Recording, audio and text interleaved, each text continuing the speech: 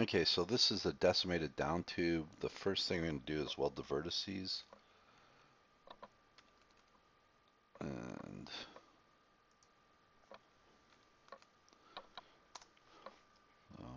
I'll select the tube, weld the vertices, and you can see it just selects all the points in there, welds those together. Next thing I want to do is go into our mesh tools. I'll adaptively remesh this part, and it's going to start here. So go through quickly. It's just saying that there's a high vertex count, so I just hit OK, and just hit OK here. So you can see it's actually taken that down quite a bit. I'll go into our top view. I'll go into my tools for flattening, select the mesh I want flattened, hit enter on my keyboard. I'm just going to highlight that pattern view, turn off the other two layers, which is a model and default. I'll zoom to extends, and I'm going to shade this so you can see what the stress is, and it's hard to see because these are all flip triangles.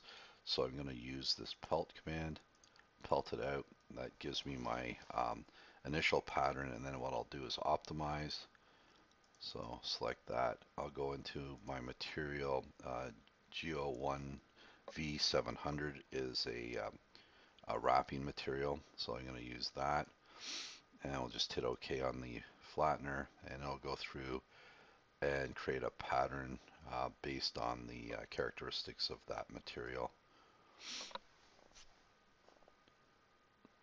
So it's going to create a pattern probably in less than 30 seconds. We're at 18 seconds now.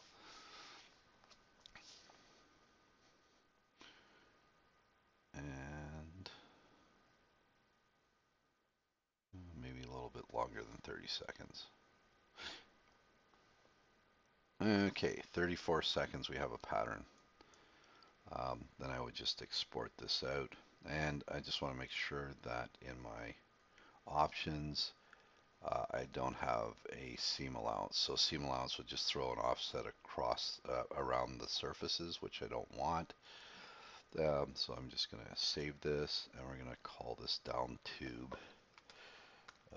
DownTube underscore decimated. And we'll just save it here. And let's go bring in the, we'll bring in the other file now. So I'm gonna all file types, and the other one was no edits. So I'll bring in the no edit tube. And I believe this will take a little bit longer, but it's the same process. I'll weld the vertices. I'll select the object to weld, which is this. Hit enter on my keyboard. Go over to my meshing tools. Adaptively remesh this part. Hit start here. Then I'll go through and remesh the piece, and we'll probably get the same error saying it's a high vertex count. And maybe not. Yeah, I have a high vertex count. Just hit yes or OK. And that's done there. So this is our tube here. Again, this is the down tube no edit. Same thing. I'll just go into shaded view. I'm going to go into my flattener, select the tube, hit enter on my keyboard, go over here to my pattern view, turn off the other two layers, and zooms to extend so we can see the whole tube. Of course, there's some flip triangles here. I'll use the pelt command to get rid of those. Now I have a my projected flat pattern. I'll go into my spring algorithm, select the same material, this Go1 V700. Oh, hit canceled. Okay, that one there, hit OK, hit OK here, and it's going to go through and flatten that based on the material properties of that wrap material.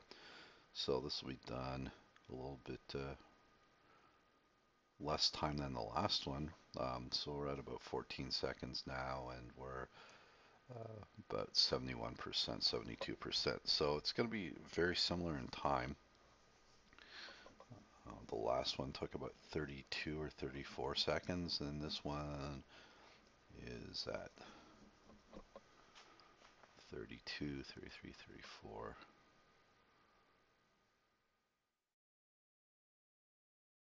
So, let's see. We're at 46, and we're finishing here at 49 seconds. I'll just hit OK here. Same thing, we'll save this file, and we'll call this, I'll just find the bike scans, and this is DownTube no edit.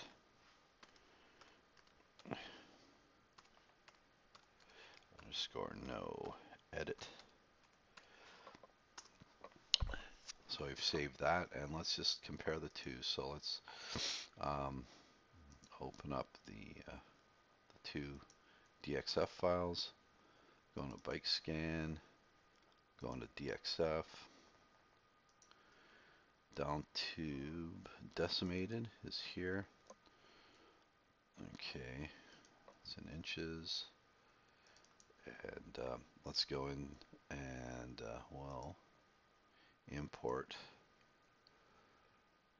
So that was DownTube decimated. Let's find DownTube no edit, and we'll bring that in. And so that's that file. If I rotate it,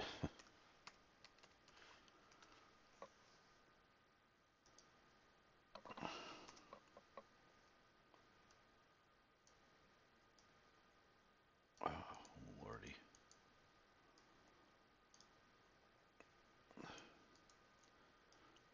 I'll just kind of place it over here. It's fairly similar. I mean, there's a little bit of a difference, obviously, is the two different files, but all in all, I mean, it's pretty darn close, right? Anyway, so that's my video on how to do that stuff. If you have any questions, give me a call, 705-670-4459.